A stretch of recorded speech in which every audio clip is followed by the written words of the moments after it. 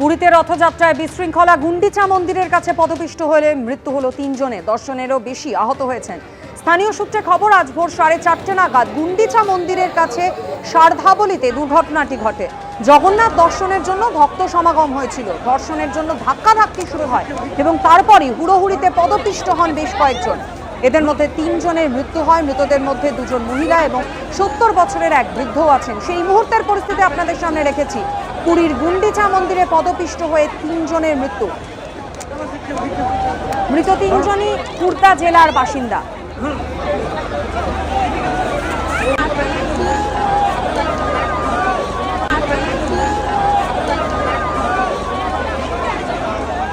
আসানসোলে একটি আবাসনে অগ্নিকাণ্ড, অগ্নিদগ্ধ হয়ে মৃত্যু হলো 3 জনের।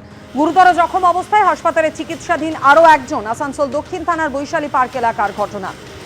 বিস্তারিত জানবো, কথা বলে নেব কৌশিক গাঁতাইত প্রতিনিধি আমাদের সঙ্গে টেলিফোন লাইনে রয়েছেন। কৌশিক, দেখতে পাচ্ছি গোটা বাড়ি একেবারে ভস্মীভূত হয়ে গিয়েছে, কিভাবে ঘটলো এই ঘটনা? দেখো কিভাবে আগুনটা লেগেছে এখনো পর্যন্ত সেটা নিয়ে রহস্য রয়ে গেছে। পুলিশ এবং দমকল বাহিনী দুজনেই তদন্ত শুরু করেছে। তদন্তে এখনো পর্যন্ত সেরকম কিছু উঠে আসেনি বলে যে পুলিশ সূত্রে জানা যাচ্ছে। যেটা ঘটেছে যে বৈশালী পার্ক এলাকায় যে একটা আবাসন রয়েছে, সেই আবাসনে দোতলা আবাসন, নিচের তলে থাকতো বাবলু সিং, তার স্ত্রী শিল্পী চ্যাটার্জি এবং তার শিল্পীর বাবা মা, এই 4 জনের নিচের তলায় থাকতো এবং তারাই নিচের তলায় থাকাকালীনই হঠাৎ করে রাত 11:30 নাগাদ দেখা যায় তার যে কিচেন, সেই কিচেন থেকে ধোঁয়া বেরিয়ে আসছে। এরপরই সেখানে যে নাইট গার্ড ছিল, সে নিরাপত্তারক্ষী বাড়ির অন্যান্য আবাসিকদের সেই ফোন মারফত খবরটা জানিয়ে দেয় এবং তারা ছুটে এসে আগুন নেভাবার চেষ্টা করে। কিন্তু তখনও পর্যন্ত তাদের পক্ষে আগুন নেভানো সম্ভব হয়নি। তারপরই দমকলকে খবর দেওয়া হয়। দমকলের একটা ইঞ্জিন এসে পড়ে আগুন নিয়ন্ত্রণে আনে এবং তারপর চারজনকেই অগ্নিদগ্ধ অবস্থায় নিয়ে যাওয়া হয় আসানসোল জেলা হাসপাতালে, যেখানে বাবলু সিং এবং তার শ্বশুর ও শাশুড়ি, এই 3 জনকে মৃত বলে ঘোষণা করা হয়। এবং তার যে শিল্পী চট্টোপাধ্যায়, সেই শিল্পী চট্টোপাধ্যায় আশঙ্কাজনক অবস্থায় অগ্নিদগ্ধ হয়ে তার ভর্তি ছিল প্রথমে আসানসোল জেলা হাসপাতালে, পরে তাকে সেখান থেকে ট্রান্সফার করা হয় দুর্গাপুরের একটি বেসরকারি নার্সিংহোমে। ঠিক এখনো পর্যন্ত তিনি আশঙ্কাজনক রয়েছেন। কিভাবে আগুনটা লেগেছে এখনো পর্যন্ত কিন্তু পুলিশ বা দমকল বাহিনী স্পষ্ট করে কিছু বলতে পারছে না। কসবা কাণ্ডে এবার বিজেপিকে পাল্টা চ্যালেঞ্জ। দেবাংশু ভট্টাচার্য, লকেট চট্টোপাধ্যায়, অগ্নিমিত্রা পাল, রূপা গঙ্গোপাধ্যায়কে চ্যালেঞ্জ ছুড়ে দিলেন তৃণমূল কংগ্রেসের সোশ্যাল মিডিয়া সেলের ইনচার্জ। চ্যালেঞ্জ করছি, যারা নারী নিরাপত্তা নিয়ে বড় বড় কথা বলছেন উত্তরপ্রদেশে যান।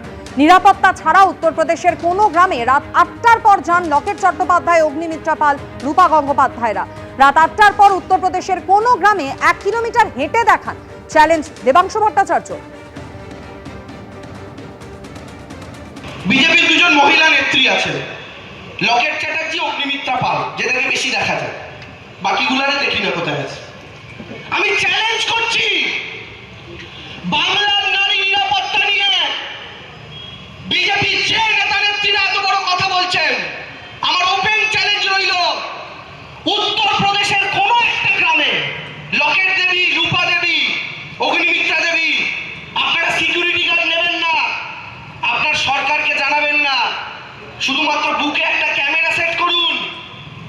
আর ক্যামেরা সেট করে উত্তরপ্রদেশের যে কোনো একটা গ্রামে রাত্রি 8টার পর 1 কিলোমিটার একা রাস্তায় হেঁটে দেখান।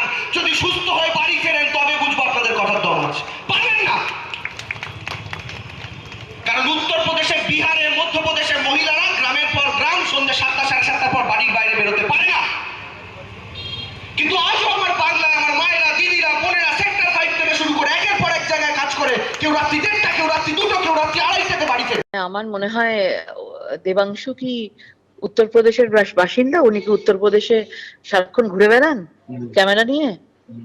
উনি বাংলায় এত কথা বলেন, তাহলে কি উনি উত্তরপ্রদেশে ঘুরে বেড়ান আর বাংলায় কথা বলেন? বাংলাতে থাকেন? কোথায় থাকেন আগে দেখতে হবে। আগে বাংলায় যখন এত বড় একটা ঘটনা ঘটে গেছে, তখন সব ব্যাপারে ওই বইয়ের কোর্সের মধ্যে থাকে, খাতার মধ্যে থাকে, বাংলার কথা বলতে গেলেই তোমাকে আঙুল তুলতে হবে উত্তরপ্রদেশের দিকে, আঙুল তুলতে হবে মণিপুরের দিকে। এরকম তো কোনো জায়গায় কোনো সংবিধানে বলা নেই।